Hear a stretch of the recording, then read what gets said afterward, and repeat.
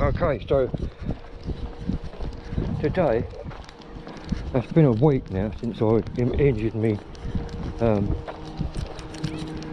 leg, so I'm going to start getting back into running again by doing interval training.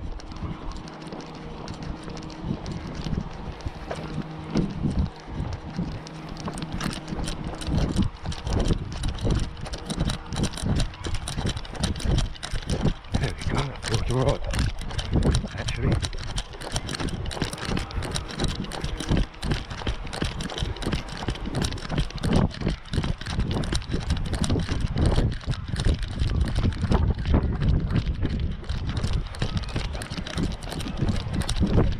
Still a little bit sore, but still quite impressive really, considering that it's only been a week, and what I've actually been doing is wearing compression tights all week. I mean, every minute of the day, even when I'm in bed.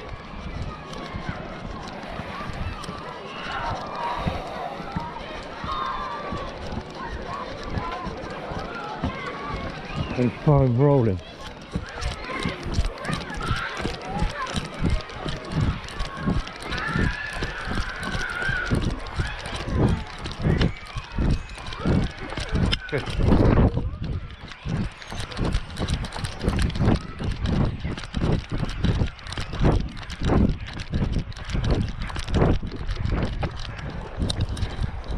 So it's quite promising.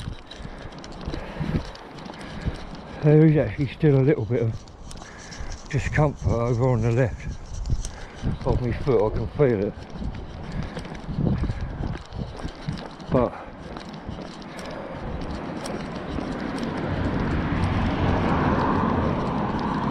as I said, that's quite promising really.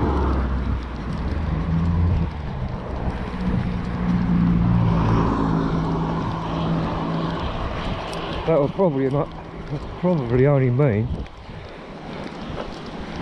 that I'm going to have to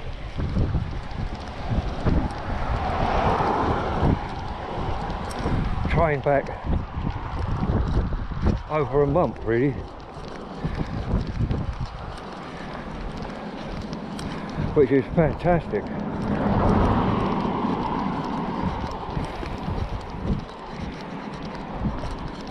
Ultimately, I guess I've sacrificed me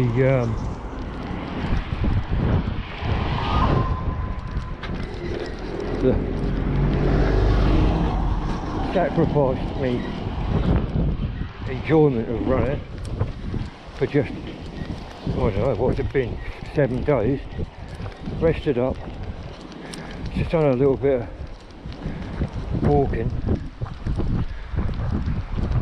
As I said, I've foam rolled every day, and on top of that, wearing the compression tights, and that's been it really, nothing else. So I think from now on, all I'm going to have to do is just ease back into the running now, like I'm doing today, in intervals, perhaps just do a couple of miles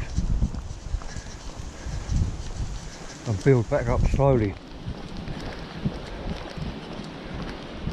As I said in my video about the Mapatone method, the problem that people make is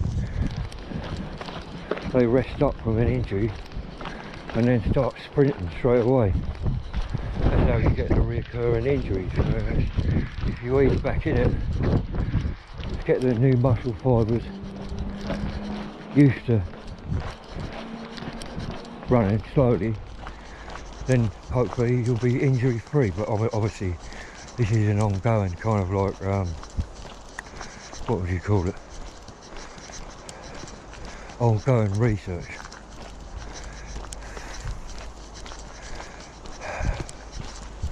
Oh, I've done, obviously I'm gonna release them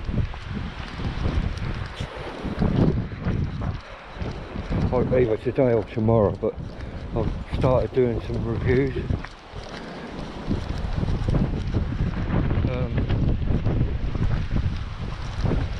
I've done some reviews on my buff kit that I've got. That's the oh,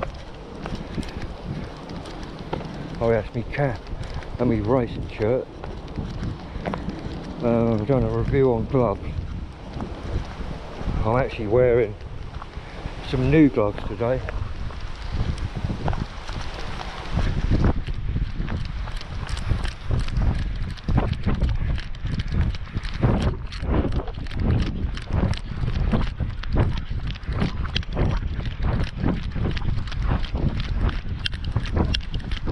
Afternoon.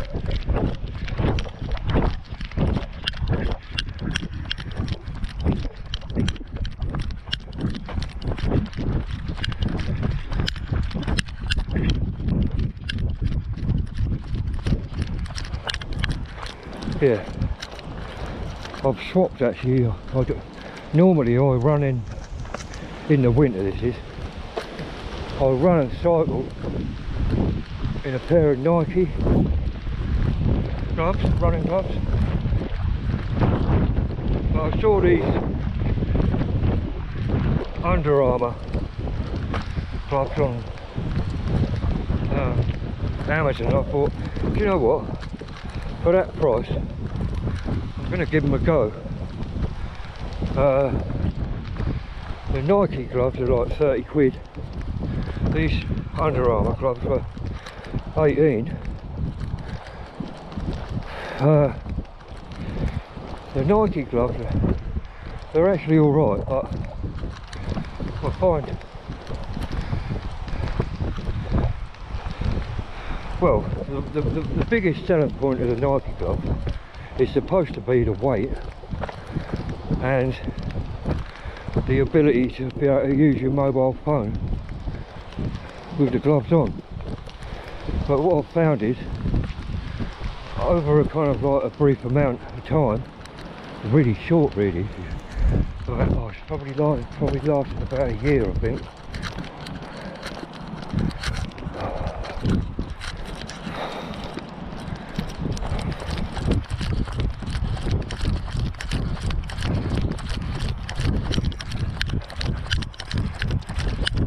Okay.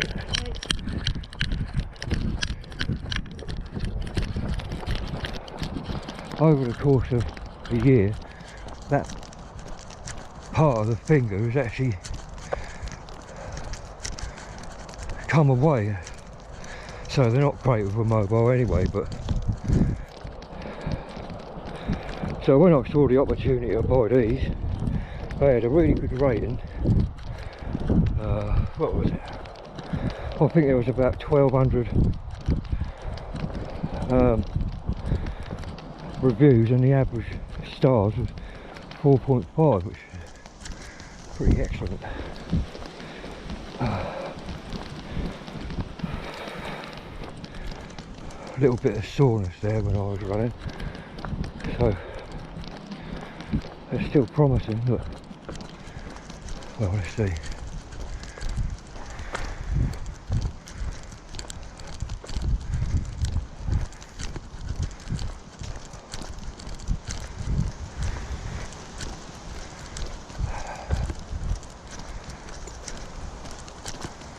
And then what did I do? I've done I did a written review on the website. Hold on, I'll just get past these people.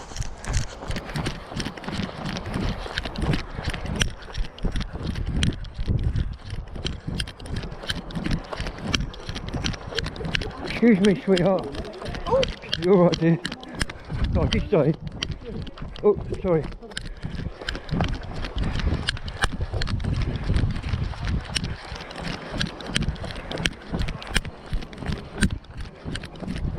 Yeah, see, I forgot now what I was saying. That lady got a bit flustered when I went by, even though I did say excuse me. I guess she didn't hear.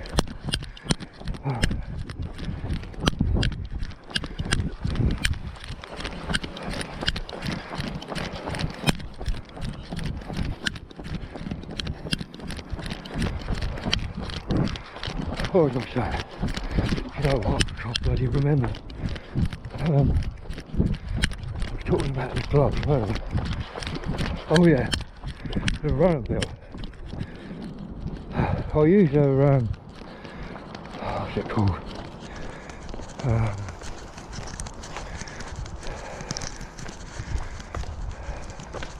Yeah, Salomon pulse belt, and it's actually a really good belt. But I did a written. Actually, I think I'll go through here. I did a written review on the belt, and damn me if I haven't been able to find it. Really annoying. So I was hoping to get to do a video review,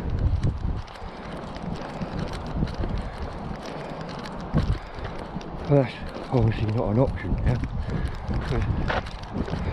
Well, there was loads of decorating going on in Phil and my daughter's room, so we're thinking that the belt might be there somewhere.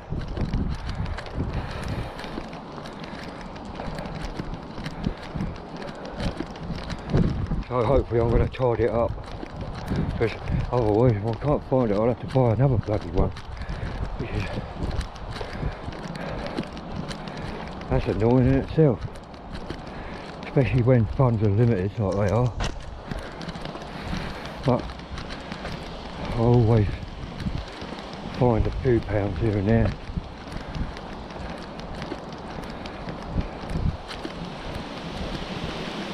To buy, you know, the nice stuff.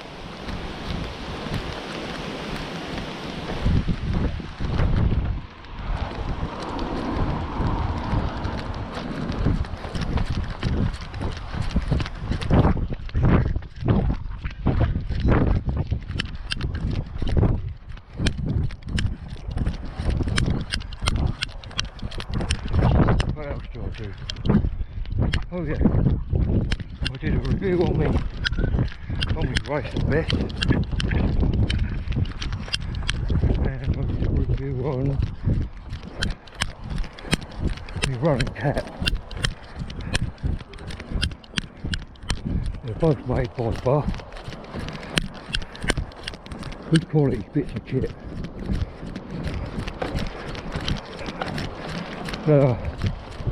Good up to a point though. Well, I'm not going to spoil it.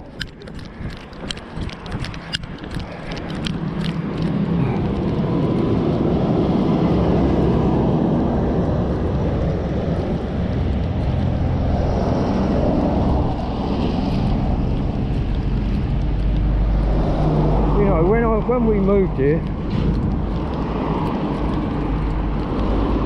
we've lived here 11 years now. And this A134 was virtually unused. You know, you get the odd car here and there.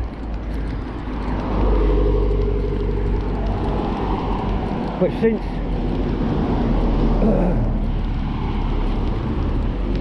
they started building more up the top, well, I reckon there must be 10 or even 20 times the amount of cars down this road. I used to be able to walk down here at 7 in the morning in virtual silence.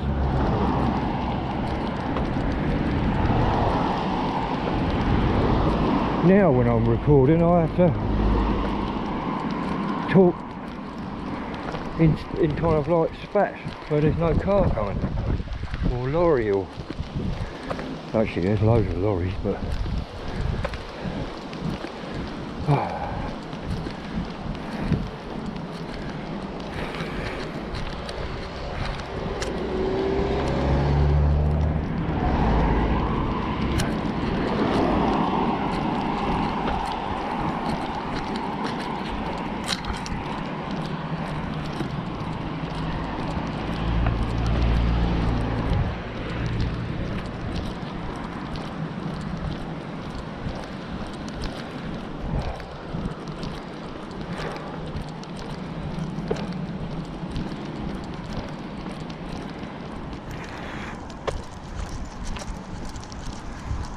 nice day today. It was supposed to pour down with rain.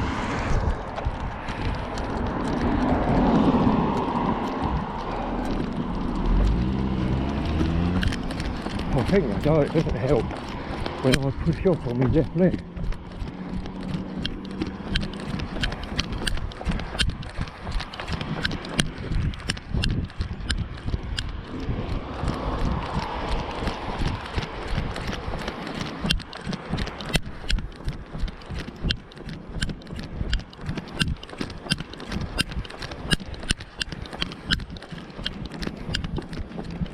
Still a bit of soreness. It's getting there though. Hopefully by the end of next week there should be a lot less pain.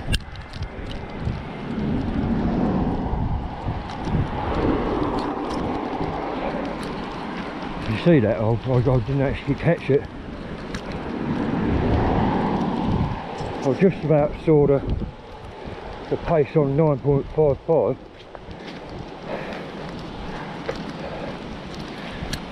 Right, let's try pushing away on the right. Yeah, that's better.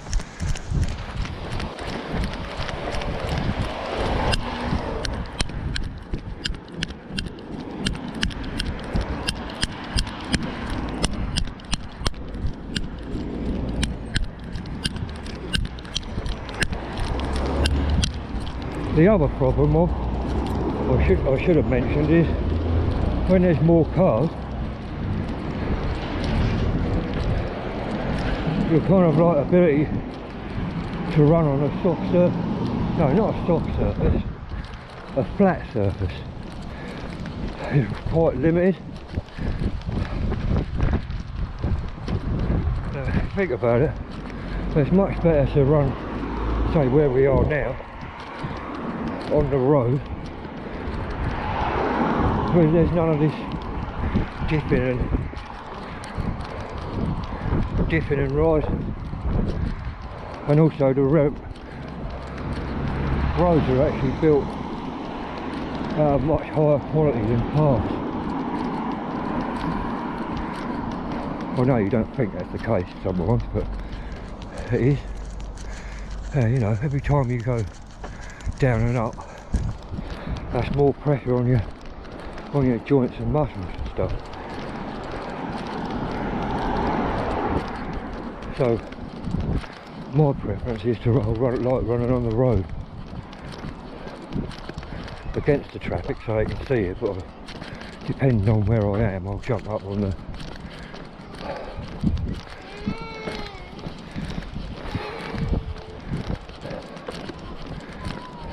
morning, afternoon, yeah. Sorry. Oh yeah, so yeah, much better to run on a flat surface. To be honest with you, I'm not a hill lover. I do struggle with hills, but I mean, slopes they're fine. Steep hills, no thank you.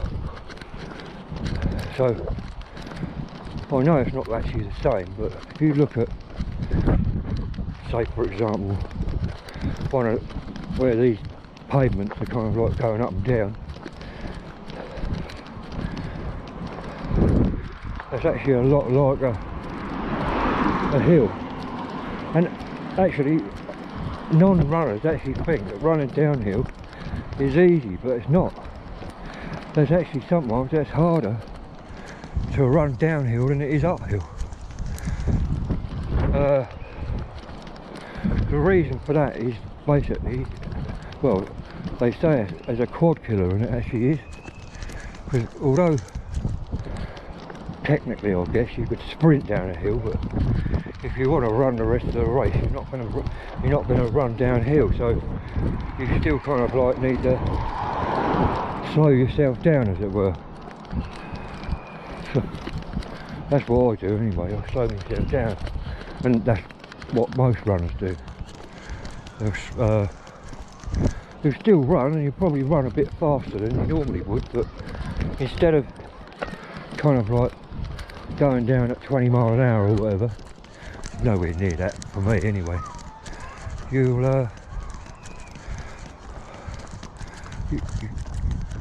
can actually feel the pressure in your quads as you're going down the hill.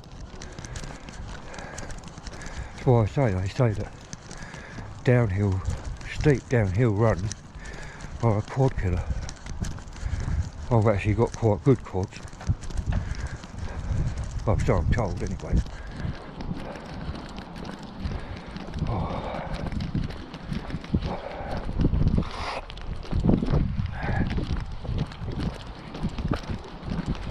So I just kind of like doing little circles of running around the village.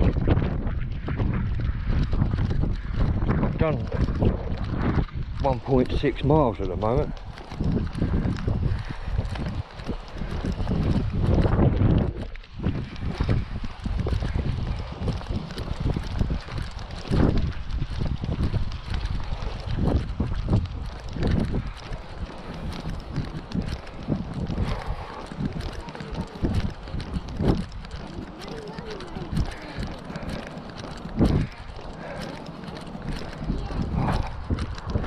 Yeah, so, and if anything, when you're going up a steep kind of like an upward gradient, you quite the opposite of going down. You actually put quite a lot of pressure on your calves, and that's because when you go uphill, you have the tendency to lean forward. So you're driving the body forward, leaning into the kind of steps, and then what happens then is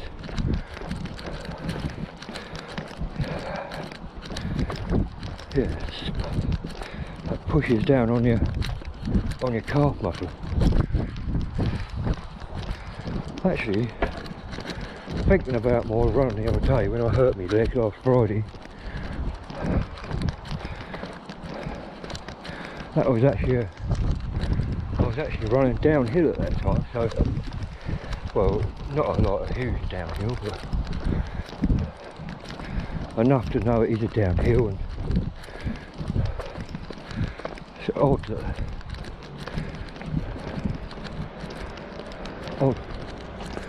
evening.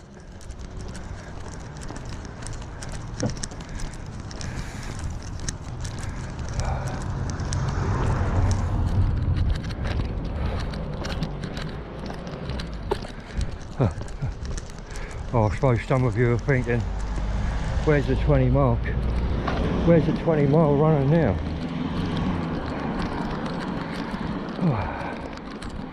Oh, I'm thinking the same. Where the hell is he? Oh, he's actually here, but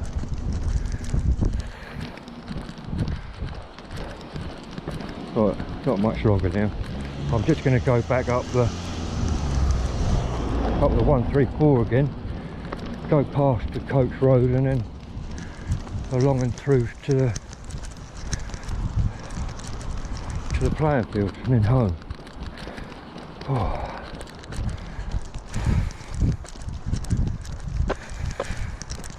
Feels like a Saturday today. I know it's not.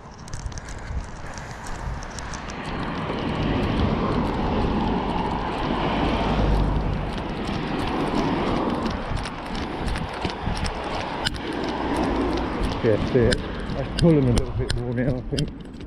Just saying rightly, I've had enough today. I just took a little burst down here.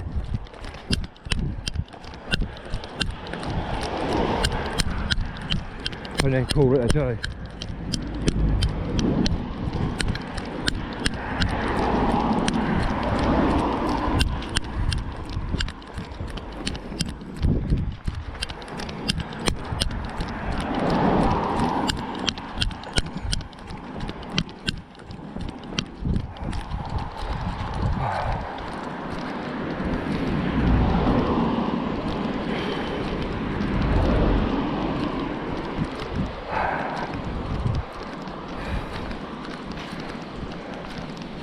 Nice.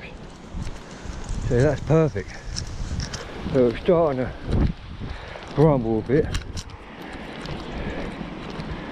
So I've stopped running.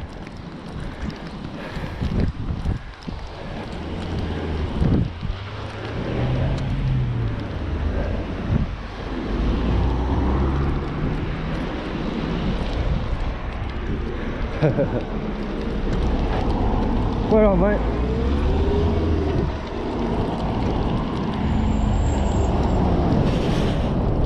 Yeah, I start running and then I stop running and then really I guess you'd call it a cool down. I was also thinking that from now on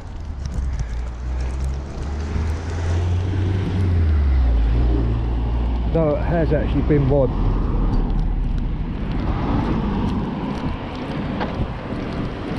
my practice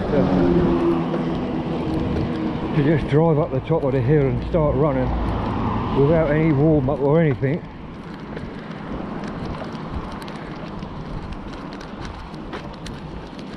But what I should do now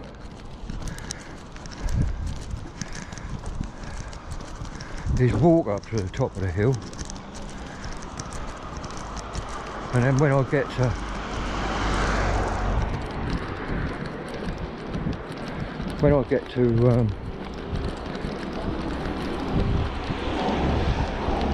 the T-junction where the co-op is roughly, then start running. That way it'll give me, I don't know, it'll be, I think it'll be a mile and a half warm up, so I can walk at a swift pace, get my legs warmed up, and then once I'm up the top of the hill, run. Unlike what I was doing before, which was driving to the top of the hill and then running, which was okay in the summer in shorts, but not okay in the cold. I'll tell you, these compression tights, well, they're actually thermal compression tights, so they keep me legs warm, and they help blood flow around the muscles, so it's not kind of like in unfit people, they might run and a lot of the blood, believe it or not, sticks around the muscles, whereas it's not supposed to do that. It's supposed to, you know, circulate all the way around the body, and especially around you know, you need to get as much blood to your heart as you can. I do wonder actually what's happened to me VO2 max. A week of no running, my prayer's not gone down, because it takes quite a lot of effort to get it to go up. That took a year to make it go from 40 to 48, and then another 6 months to go up to 50, and then all of a sudden out of nowhere that jumped up to 51.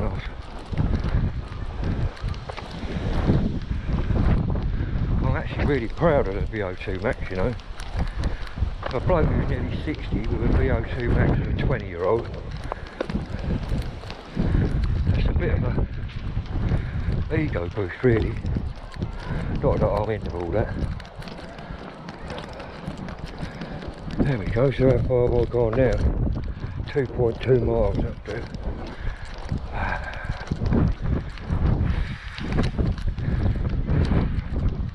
I'm going to take a 60-year-old dog out for a walk when I get back.